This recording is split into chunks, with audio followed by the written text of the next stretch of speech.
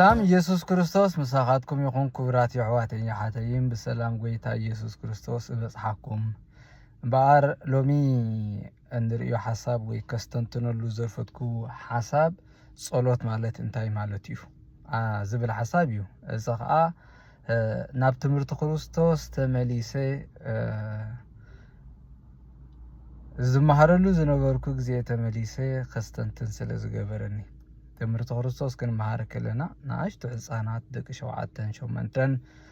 5 6 ከለና ጸሎት ማለት እንታይ ማለት እዩ ምእንቲ ክንልምኖ ምእንቲ ክነመስግኖ ነፍስና ናብ ኣምላኽ መቕራብ ማለት እዩ ዝብል ነገር ነስተንትን ነጂ ጸሎት ነፍስኻ ከመይ ጌርካ ናብ እግዚአብሔር ተቕርብ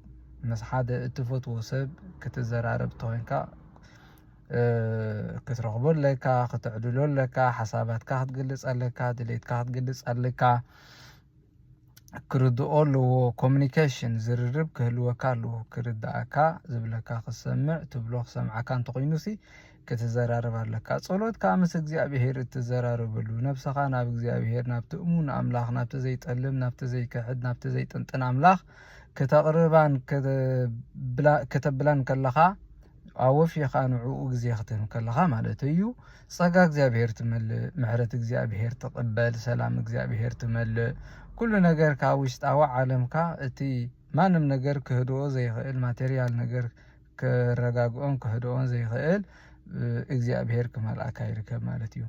ኣብዚ ዘመን ኣምጽኦ ንኣብነት ብድፍረት እግዚአብሔር የለን ኣብ እንብለሉ ግዜ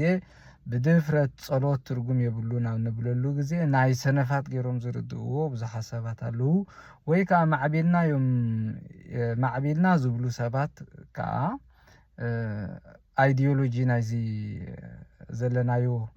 ዲያስፖራ ዘጥቅዖም ማለት እዩ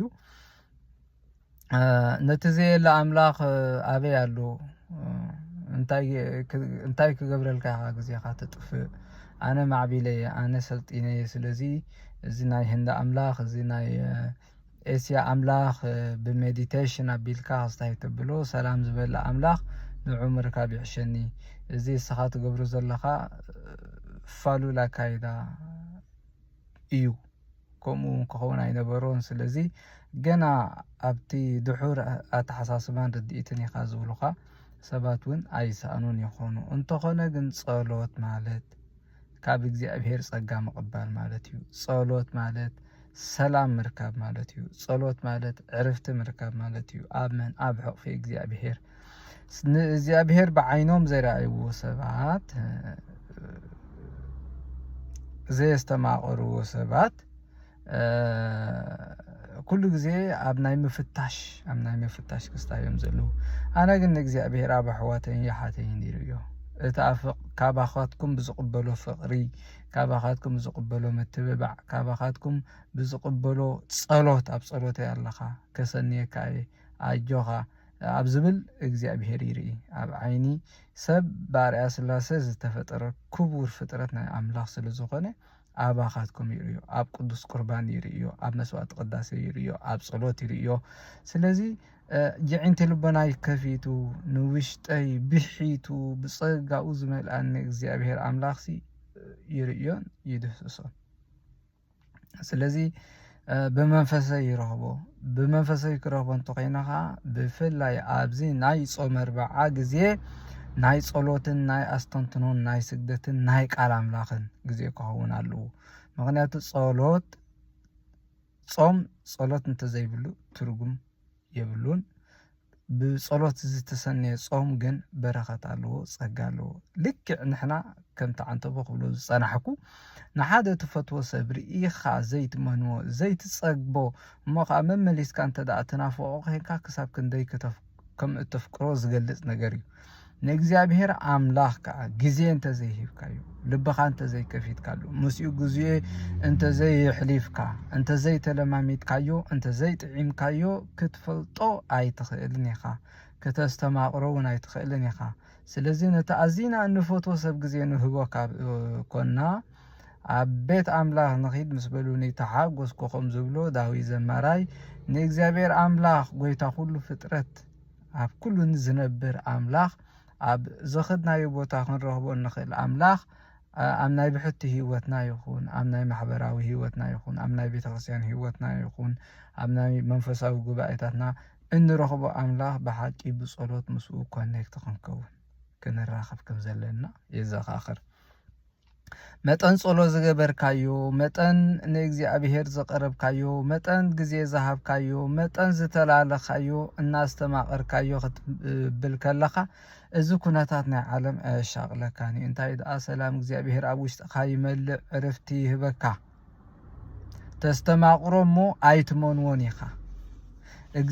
زيت منو زيت صقب أملاخي خاب زبلة تحساسبان زماري ناب እግዚአብሔር تقرب مالتي سلازي فرزلو صلوت افريت متان كنكون فرزلو ክርስትና متان كهلونا فرزلو بركات زلو صغا زلو صلوت متان نكوننا بحقي امعالتاوي هيوتنا እግዚአብሔር زخون ነገር كنهب علنا كنوفي علنا متن أملاخ زحسب كايو متن እግዚአብሔር ጊዜ زهاب كايو متن أب እግዚአብሔር ገጽ ካዙ መለስ ካሉ بسماياو حاغوسن بسماياو فقرن اتملا امو حساب كان دليت كان سماياوي يخون ليميت زغبركا صغماتن شغراتن يلن متن اب عالم زلو صغماتن شغراتن اتحساسبان زبلكالو ግን بنا عالم ነገር تملا امو نسماياو ነገር اي تقلبلون يخا درور سخاته تحيز سلازلو اتحساسبخا هم خان قلبخان سنخال ነገር هيبكايو سلازلخا سلازي نفسنا بيوريفايز قبر زنصهنا نا املاح كنقرب تخينا بصلوت كنقرب تخينا بصلوت بحقي نግዚአብሔር زخون غزي ديسيبلين زلو اكايدان هيوتن مس انمرح بحقي كبر እግዚአብሔር ابي هيوتنا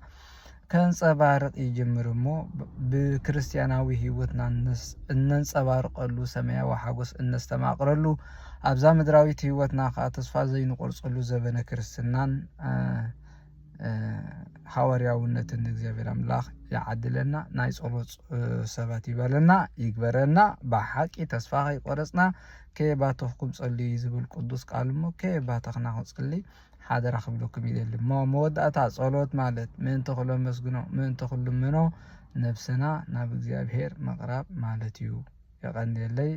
እግዚአብሔር يبارككم صغو يبزحلكم